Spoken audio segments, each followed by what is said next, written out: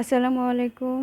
আমি Sabina Momtaz, BTRS immigration and overseas লিমিটেডের পক্ষ থেকে সিইও হিসেবে আপনাদের সবাইকে জানাচ্ছি প্রাণ ঢালা শুভেচ্ছা।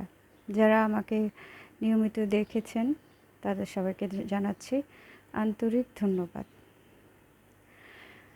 প্রথমে আপনাদেরকে যেটা বলবো, যাদের বাজেট কম, স্টুডেন্ট হিসেবে বিদেশে যেতে চান অল্প বাজেটে,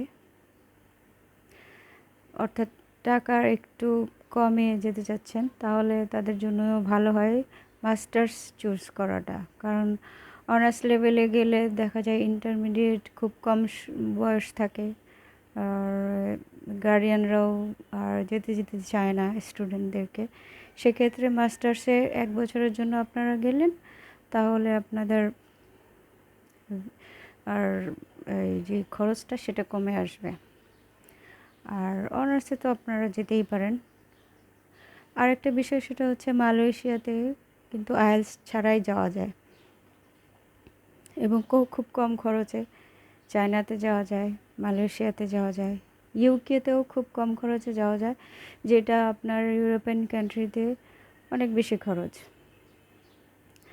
আমেরিকা, অস্ট্রেলিয়া, কানাডা এগুলোতে যেই খরচ, ইউকেতে তার প্রায় অর্ধেক খরচ।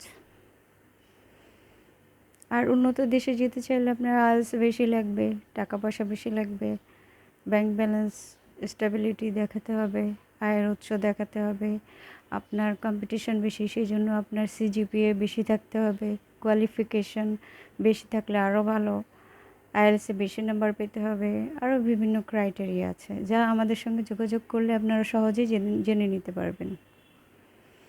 এছাড়াও আমরা টিকিট, এয়ার টিকিট এবং হজ, ওমরা, তার পাশাপাশি সৌদি আরবে অনেক লোক পাঠিয়েছি, রোমানিয়া, তারপর ফিনল্যান্ড জানেন তো আপনারা, চিরশান্তির দেশ।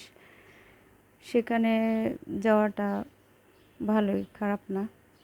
আয়ারল্যান্ডেও স্টুডেন্ট ভিসায় অনেকে যায়, কিন্তু সেখানকার খরচ বেশি, স্টুডেন্ট সার্ভাইভাল কস্ট বেশি, সব কিছুরই কস্ট বেশি। আরও ডিটেইলি জানতে হলে আমাদের হোয়াটসঅ্যাপ নাম্বারে যোগাযোগ করেন। কোথায় কখন কি সুবিধা দেওয়া যায়, আপনাদের কোন কোন সাবজেক্টের উপরে আপনারা পিএইচডি, এমবিএ বা এমএ, মাস্টার্স বা ব্যাচেলর জন্য উৎসাহী, সেভাবে জানালে আমরা সেভাবে ফাইল প্রসেসিং করে দিই উইদাউট এনি ফি। আর আমাদের অফিস হচ্ছে মুক্ত বাংলা শপিং কমপ্লেক্স, মিরপুর 1-এ। ধন্যবাদ সবাইকে আমার সঙ্গে থাকার জন্য। এবং আমরা এর পাশাপাশি ওয়ার্ক ভিসাও করে থাকি, বিভিন্ন দেশে লোক পাঠিয়েছি আপনাদের দোয়ায় এবং ভরসায়। আশা করছি আপনারা ঠিকভাবে যাচাই বাছাই করে আমাদের সঙ্গে, এবং যে কারোর সঙ্গে যান না কেন, সহি সালামতে যেই উদ্দেশ্য যেতে চাচ্ছেন সেটা যেন পূরণ হয়। ফি আমানিল্লাহ। আমি এখন আমার লেখা একটা কবিতা আবৃত্তি করব, তার নাম ছিল আলো। কেমন আছো হে বৈভবী, তোমার খর রৌদ্রে আজ বাতায়ন হলো একাকার। তোমার উষ্ণ হৃদয় হলো তাই আজ নিঃস্ব শীতল হাওয়া। তোমারই ভরা যৌবনে আজ তাই নেমে এলো বৈশাখী হাওয়া। তুমি সূর্য নও এর চেয়েও বেশি, যার ভালোবাসায় আমি নত জানো। দেখিনি চক্ষু ভরিয়া তবু এ মন চায় যে দেখি তোমার এই বারবার আবার। পূর্ণ নও তুমি, তুমি, তুমি আমার দুকুল ভরা নদী। তোমার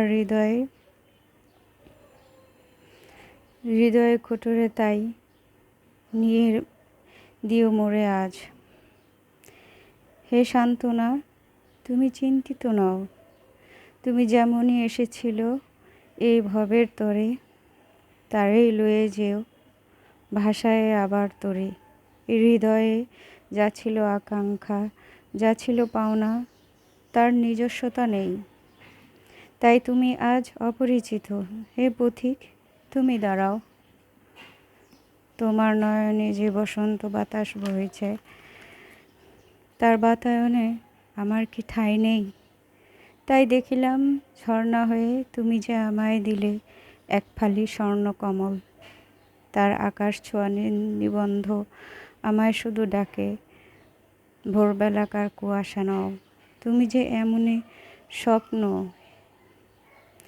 এই দিনের প্রহরায় কাটিয়েছি যত রজনী, তারই দিবা তুমি।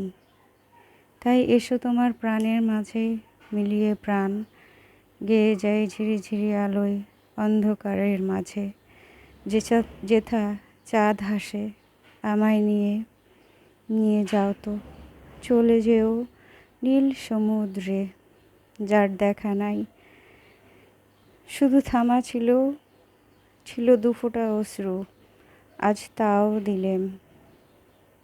ওই পাহাড়ের কৃষ্ণচূড়ায় আর তার বয়ে চলা, ভেলায় ভাসিয়ে নিয়ে চলা সুদূর আলোয়, হে উদার তুমি তো সূর্য আমার, যার আলোয় আমি হই উদ্ভাসিত। লিখেছিলাম 26/1/2004, সোমবার সন্ধ্যা 7টায়। সবাই ভালো থাকবেন। আসসালামু আলাইকুম। আমার জন্য দোয়া করবেন।